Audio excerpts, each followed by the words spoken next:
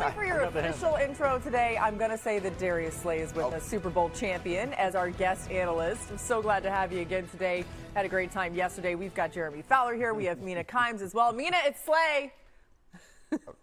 I really could have used that video before we started recording, and I was like, hey, Darius. I know, right? I know, right? It's Slay. It's Slay. Or big play. Slay. Which Slay. we're going to have a lot of these big plays in the show today. We've got some really fun stuff coming your way, but we do begin with some news from yesterday. The Commanders signed cornerback Rasul Douglas to a one-year deal worth up to $3.8 million.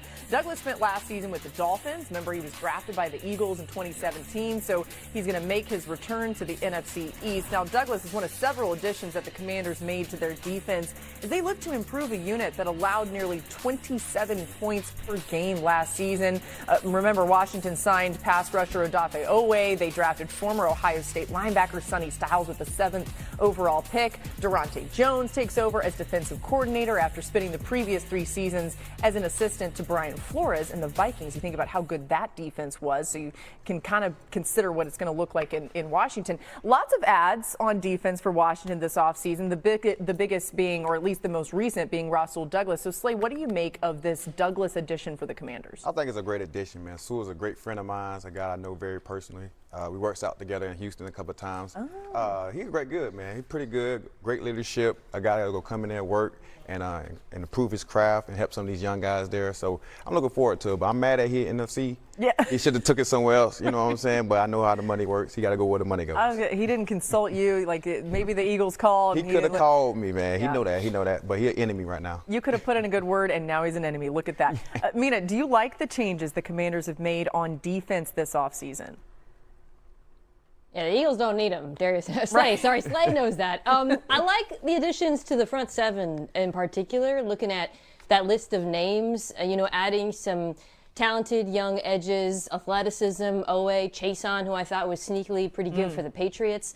And then the linebacker group suddenly becomes such a position of strength for them. Of course, drafting Sonny Styles, who sounds like he's going to play the mic, but then also adding Leo Chenal, and then you've got Frankie Louvu there, who's one of the best blitzing linebackers in the league, and their new defensive coordinator, Durante Jones, has kind of a fun problem, which is as they've switched to a 3-4, how do you get all these guys on the field at the same time? I think Chenal and Louvu, they could walk up and have play the edge, and from watching in Minnesota, and if this defense is anything like the Flores defense, loves to create chaos, the linebackers walking up, dropping into coverage, all of that.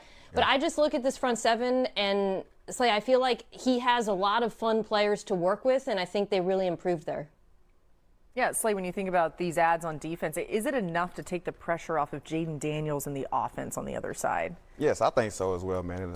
They're already a high-power offense that can score a lot of points, and he don't have to be the superhero he's been these last couple of years. So watching Daniel play like this, how he was, he'll get back to his rookie year and get to going. He's coming off these injuries, so hopefully the defense do a great job of lowering the point stuff, and he continue to keep scoring how he scores. He's a very exciting player. Yeah, he's a nightmare for a defender when he's doing clicking on all cylinders, right, when he's fully healthy. Now, Jeremy, one name that keeps coming up, right, for the Commanders is wide receiver Brandon Ayuk. Yeah. What is the latest going on with his potential availability? Well, Laura, in his latest Instagram post, Brandon Ayuk said that he will not be applying for reinstatement because he's on the left squad list of the 49ers. This truly leaves him in no man's land because I'm told the 49ers don't have to do anything. They don't even have to remove him off that list. They could keep him there all season if they want. He has to report to the team in order to facilitate any sort of release or any sort of resolution. He says that he's not doing that, and he doesn't really have any sort of grounds for a grievance with the NFLPA either because he didn't report. So truly in a situation where his options are scarce, if not non-existent right now, because if he becomes a free agent, teams I talked to say that he's not going to be very viable, and at the very least, if he gets on somewhere with a team, it's going to be at a vet minimum contract. He went in the back and forth with Jaden Daniels. It seems like Washington would go another route at this point, look at maybe a free agent wide receiver closer to training camp. Yeah, and a reminder, if you missed that back and forth with Jaden Daniels that Jeremy's referencing, he was basically calling out Jaden Daniels on Instagram and saying that he would need to change some things if Brandon Ayuk was his teammate. So we'll keep an eye on it. We'll see what happens with Ayuk. Now, after starting every game during his rookie season in en route to the NFC Championship game, injuries did limit Jaden Daniels to just 7 starts last season. How about this, you guys? It's truly insane. This is Jaxson Dart, in case you're trying to figure it out from the back. You couldn't really tell, but that was an unbelievable throw. I actually think even better catch, potentially, throwing a dime off a boat. And then he's like, all right, that means I got to jump in myself. One thing that was funny for me was like watching him try to figure out how he's going to jump off the boat. He was trying to find like multiple spots, and then he finally. Anyway, pretty big play on the 4th of July for Jaxson Dart. Our own big play sleigh is here. Would you want your quarterback jumping off a boat like that before the season? Hey, look, man, I'm one of the guys that live life on the edge as well, man. I like to have fun.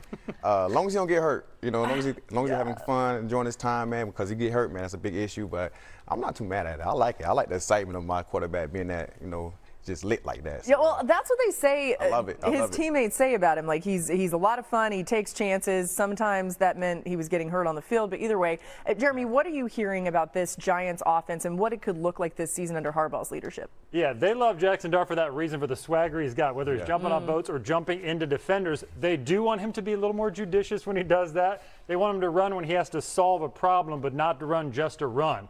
And so they want to protect him because the Giants feel like they finally have a reputable offensive line. It's taken years of just different lineups, people in and out. They feel like they have a good starting 5, so they want to run the ball. 5th in rushing offense last year. It's going to be a lot of Tyrone Tracy and Cam Scattaboo, even the 3rd and 4th string backs. I think you'll see them get involved to try to ease the game and protect Dart the best they can. The biggest question is Malik Neighbors' availability and his help. We'll continue to keep an eye on that. Do you have an update on that? Well, people I talked to with the Giants, Laura, that's a good point you brought that up. They're hopeful. That's the word they use. We're hopeful he'll be ready week 1. They can't guarantee it. They got to see what he can do at training camp. He had that setback back in the spring, so they know he changes everything. And if he's not there, they got to add somebody else most likely. Okay, keep an eye on that for sure. Now, Mina, Harbaugh known for having a physical run game, right, but also a physical defense. So do you see this Giants team making big improvements under Harbaugh on the defensive side? Yeah, you know, I just went back and watched the Giants defense again because, you know, going into last season, we thought, man, this pass rush is going to be crazy. And the pass rush was crazy. Abdul Carter in particular. I know he only had 4 sacks as a rookie. Let me tell you, after rewatching him, he should have had double-digit sacks. He's so disruptive. His get-off is insane. He's got elite bend. He's already got the moves. To me, he is going to be a superstar. But the question remains whether or not him and Brian Burns and Kayvon Thibodeau can even affect the game if this defense still can't stop the run. And I thought last year the linebackers didn't do a good job of protecting these pass rushers who are more speed-oriented, Carter and Burns. That's an area that they invested in a lot this offseason. Drafting Arvell Reese can play off the ball next to Tremaine Edmonds. To me, that's kind of the defining question. Can those linebackers help this defense not be the worst in the NFL against the run? Because, Slay, you know this, you got to stop the run to have some fun, and those pass rushers can't tee off if opposing offenses are rushing the ball at 5 yards a clip. Oh, yeah, I know. I've experienced some great pass rushers, so I had some great days of my time. So with this secondary, man, with them guys coming off them edges like that, it would be great. And Denard Wilson was a guy that runs the secondary for us in Philly. That's just amazing. Very amazing, man. I think it was #1 pass defense that year. So I'm seeing him go over there and turn that all around. And I can see him being very handsy-on with the DBs for sure. So I'm looking excited to see what these guys do. Like I said, there's another team in the NFC East that I just don't like. So, but I hope nothing but the best for my guy Denard Wilson, man. And with him being the defensive coordinator, man, I sure see a lot of great upside. We're making you talk a ton about the NFC East. I know. I feel bad right now. You know what I'm saying? I'm trying not to speak highly on them. Later on, we're going to get to the Eagles, and we do have more to say about that. The Giants, by the way, have 5 former first-round picks on their front 7. Brian Burns, Abdul Carter, Kayvon Thibodeau, Tremaine Edmonds, and Arvell Reese. Mina referenced a lot of them. All right, to some news now. Marshawn Kneeland, the Cowboys defensive end who died by suicide last season at age 24, has been posthumously diagnosed with CTE. Kneeland died in November, but concerns about his mental health began as early as 2020 when he was playing at Western Michigan. The director of Boston University's CTE Center said she was, quote, not surprised that Kneeland was diagnosed with CTE. In a statement, Kneeland's family said in part, while this diagnosis does not change the tragedy of his passing, it provides important context about some of the ESPN.com that ranks the top 10 cornerbacks in the NFL based on a survey of executives, coaches, and scouts. He's talked to him. Okay, Pat Surtain takes the top spot, and it wasn't close, as Surtain received more than 75% of the first place votes. Derek Stingley Jr., Christian Gonzalez, Devin Witherspoon, and Trent McDuffie round out the top 5, while the Eagles are the only team with multiple players in the top 10. So, Jeremy, Surtain coming in at number 1 by a large margin. What did you learn about how the league views him? Laura, they say if you were to make a cornerback in a laboratory, he would come out as Patrick Surtain, who's a complete player, doesn't have a weakness. Probably wasn't as good in 25 as he was in 24 when he won the Defensive Player of the Year. Was a little handsy at times, had some penalties, but the body of work is just too strong that nobody else at the cornerback position has closed the gap on him. And guys who win DPOY typically go to the HOF in the future. He is a Hall of Fame type player. All right, Jeremy, Yes, sir. you Yes, did sir. there. All right, so that's from the front office perspective. We do have a resident corner in the house in Big Play Slay here. Let's put you to the test. Who are your top 5 corners in the NFL right now? I'm just telling you right now, people might take a video of this, snapshot. You might get in trouble with some people, but we don't care. We're going to go number 1 to 5, I think. So go ahead with number 1. Number 1 for sure is, I call him a smooth criminal, man. He's a smooth criminal, man. Pat Surtain, you know, he put people in jail for sure, man. You know, he's a criminal. He be locking them folks up, man. He's one of my favorite ones out of the bunch. 2, I have Stingley. You know what I'm saying? So Stingley is a guy I love that attacks the ball, finds the ball. He reminds me of a young Sherm that can just lean and locate and find the ball. Whenever the ball is in the air, it's his. You know, and I have had 3. You know, my boy Gonzo. There we You go. know what I'm saying? So Gonzo's one of the guys. Wonder where Gonzo was Yeah, gonna be. Gonzo one of the guys. He got a big payday coming up soon that very much he's well deserved, that he needs instantly. So Patriots, let's get it going, man. So he's a guy called, I don't know if you ever watched Road Bounce. You know, we got a dude on there called Sweetness, and he's sweet. You know, he got some good feet on him. You know, he got some good feet. And at 4, as you know, is my guy, one of my favorites, my little brother, you know, Quinyon Mitchell. You know. Yeah. That's my dude. That's my dude, man.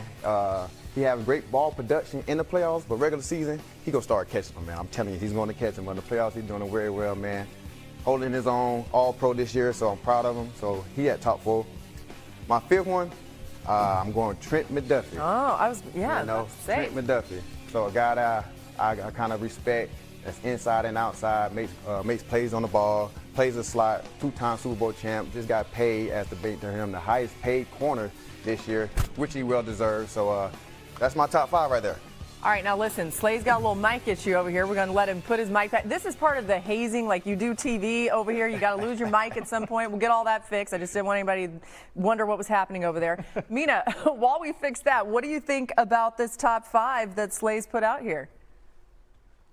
Yeah, it's a great list. I actually think Quinyon Mitchell's already a top 3 corner. And Slay talked about the lack of ball production last year. I think that's probably why he didn't rank higher in the ESPN rankings.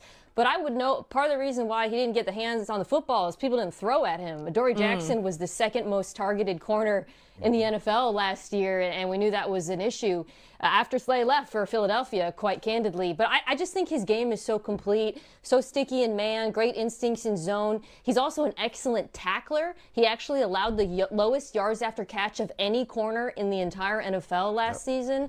So for me, I just love the completeness of his game, even though Stingley Jr. has, you know, flashier highlights. Should we switch some people around? Did Mina convince you? Or? Oh, man, Stingley to get that rock. He gets that rock. You know, you got to turn that ball over. He loves those interceptions. Just Slay loves the interceptions. I get it. It's your calling card. Exactly. Jeremy, what are your thoughts? Well, Stingley at 2, I love because he's the guy pushing Surtain. His numbers are crazy. 14 picks since 2023, the highest among all cornerbacks. He had a stretch 6 games last year, midseason, gave up 57 receiving yards. So the league sees it exactly like you do, 1, 2, 3. After that, these guys are virtually tied in the voting I did. Mitchell, Ward, Witherspoon, McDuffie, which is really interesting because 2 of those guys, you know, more inside out, can play in the slot. Mitchell and Ward, more classic outside corners. So you could go with any of those guys at number 4 overall and make a convincing argument. I know we didn't make this easy on you having to do the top 5, but you've seen the entire top 10 list, and Jeremy's talking about some of the votes there. Is there anybody that didn't make the cut that you would do as like an honorable mention that we should be talking about a little bit more? One of my guys from Pittsburgh, man, Joey Porter Jr. Yeah. Guy that's very fascinating, man. He's got very good at press, get his hands on the ball, very disruptive at the line of scrimmage. Only thing I think he has wrong with is ball protection. He just don't got a lot of picks right now, but they coming. I've been there with him in Pittsburgh. His hands are very sus. You know what I'm saying? So he go get them right, though. Hope my boy Ramsey working with him over there because he's a guy that could get to the rock. But other than that, Joey is for sure going to be a guy that go sneak into this top 10 easily. He got a big payday coming up for him, too, as well in Pittsburgh. So, Pittsburgh, make sure you do my boy right now. Mina, I know you're a fan of Joey Porter Jr., too.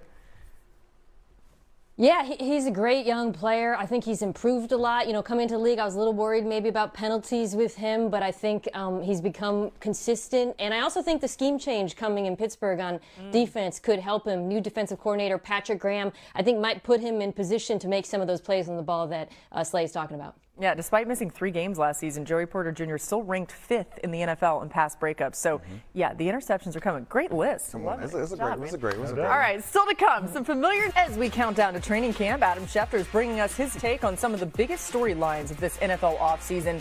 Today, Adam taking a deep dive on the Steelers reuniting Aaron Rodgers and Mike McCarthy with what is expected to be Rodgers' last dance in the NFL. Aaron, did you believe that this could be your last year? Yes. This is it. Now that he's announced that this will be his final NFL season, Aaron Rodgers' last dance is his last chance for he, Mike McCarthy, and the Pittsburgh Steelers to advance in the postseason.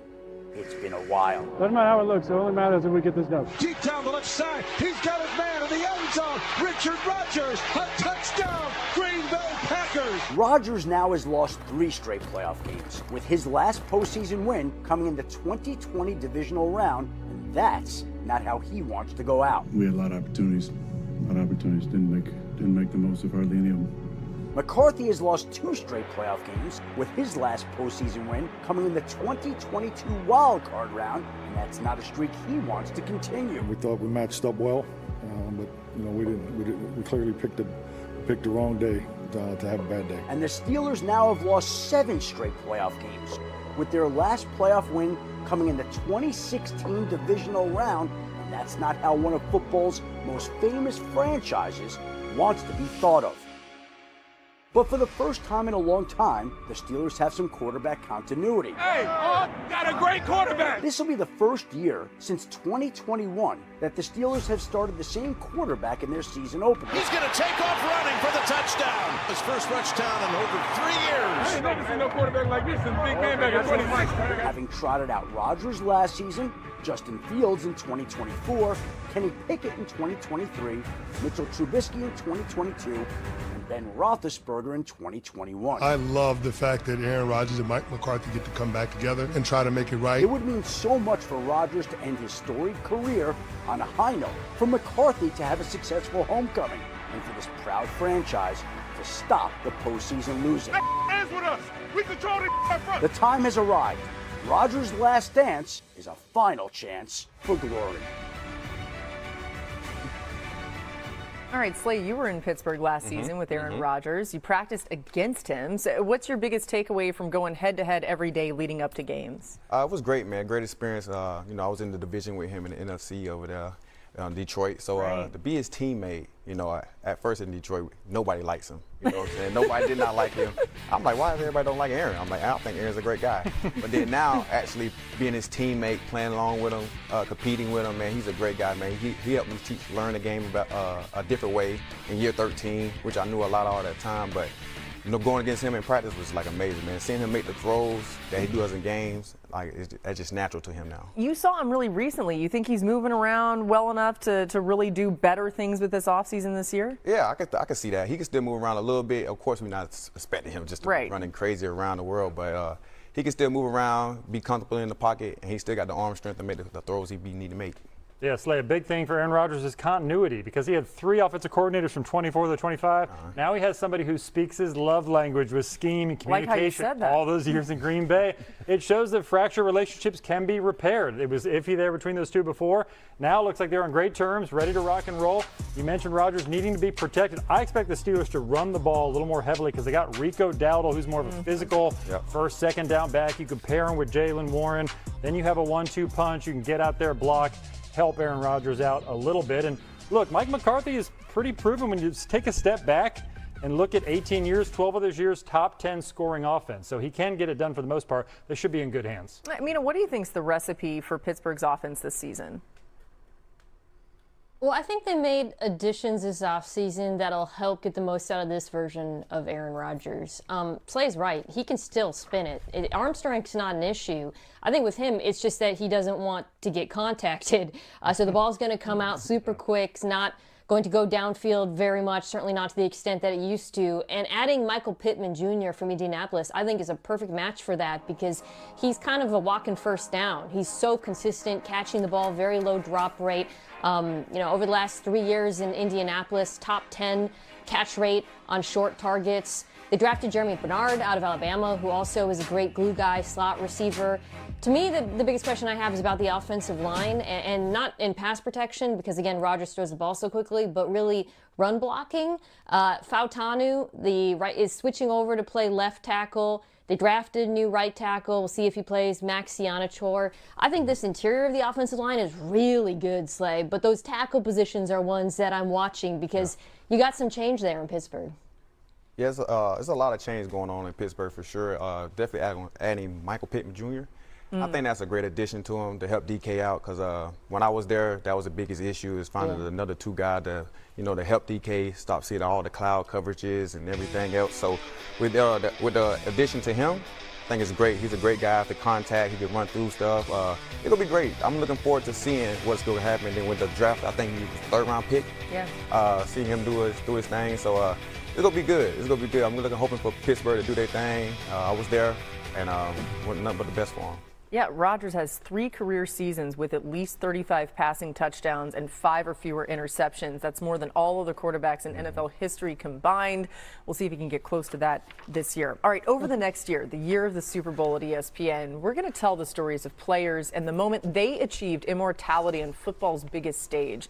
In 1987, a top high school player in the country, Emmitt Smith. The Super Bowl.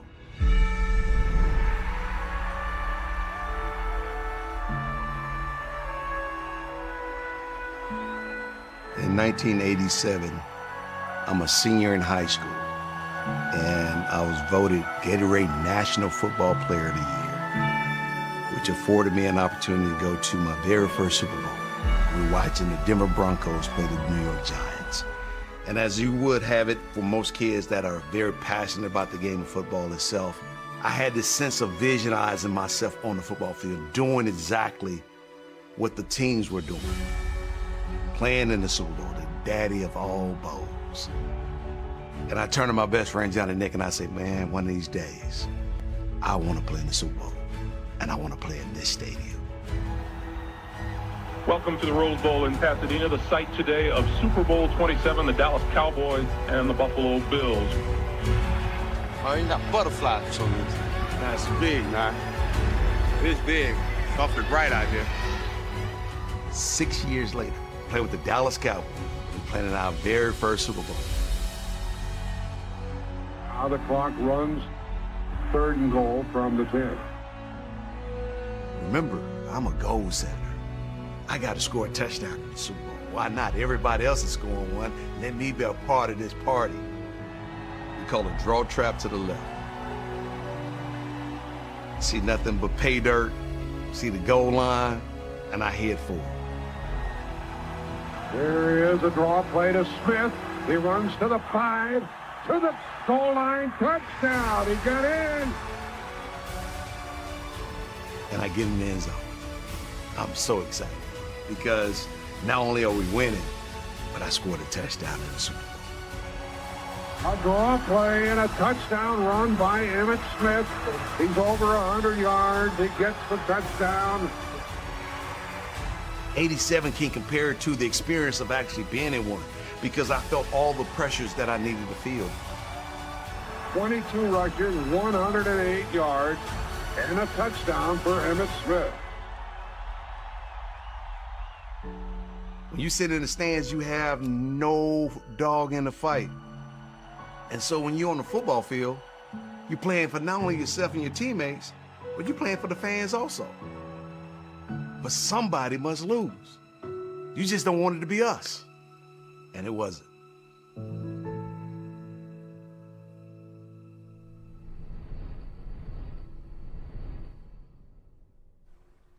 Just an incredible series in our year at the Super Bowl. And Emmett's story got us thinking. We have a Super Bowl champion in the house today as well. So let's take a look back at some of Slay's memorable moments from his Super Bowl media days. Listen to this. I make jokes all day long. I like that Kelly Green. That Kelly Green looks sexy on me. Mississippi State got the dogs, the real true dogs, not Georgia dogs. Boo.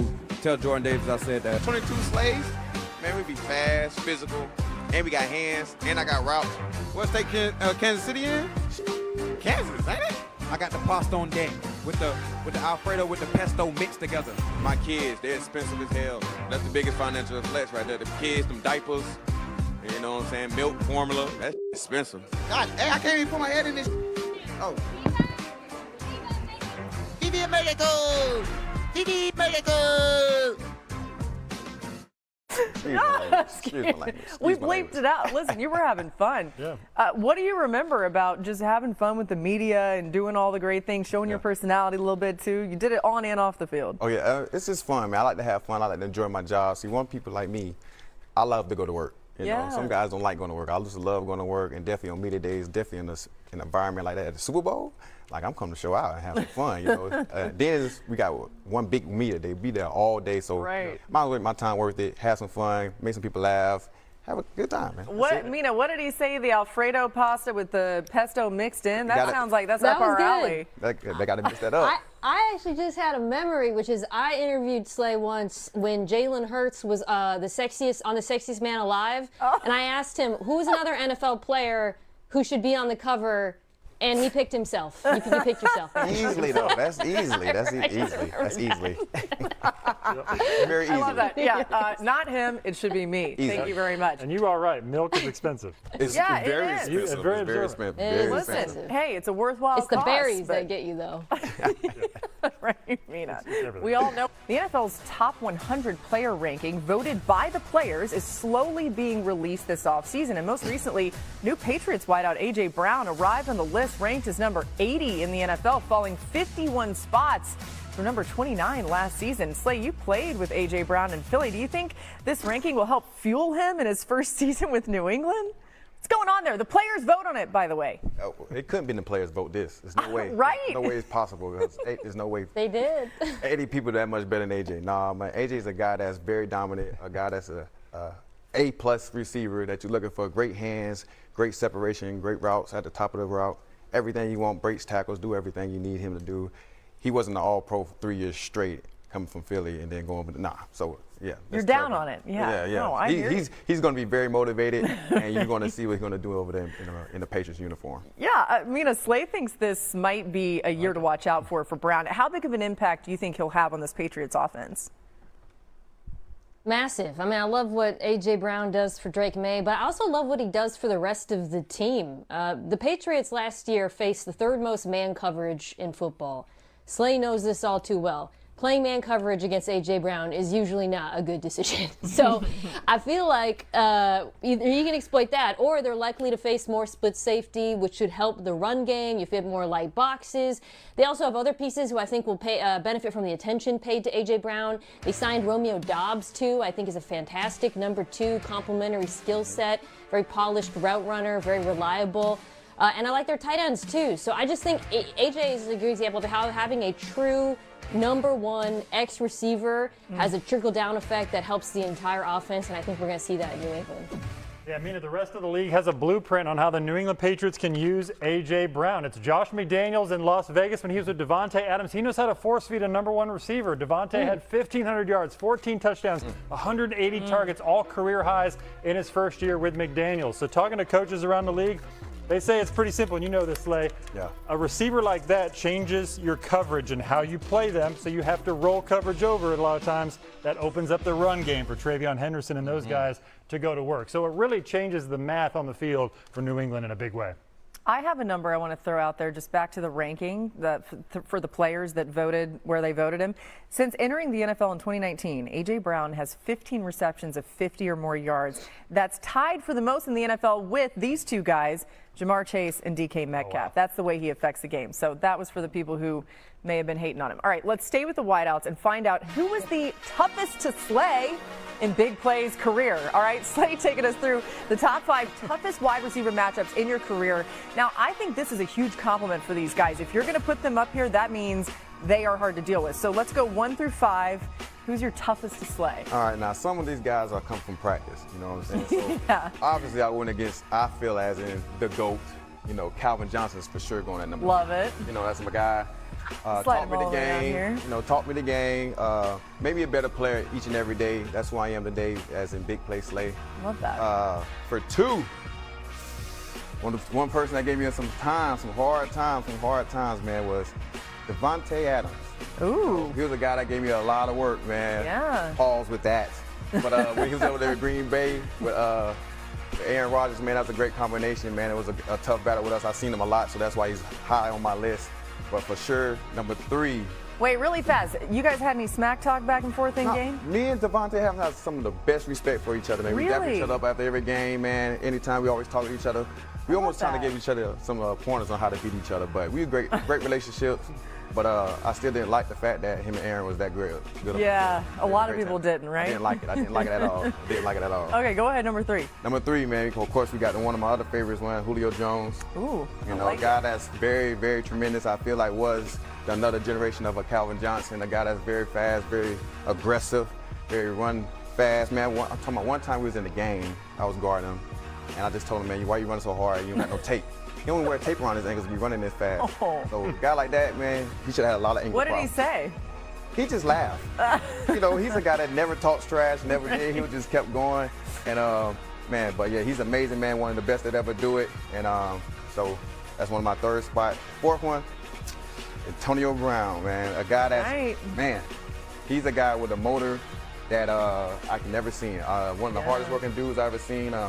Got a crazy story about him in training camp. Came down there, I just got paid as a Detroit Lion.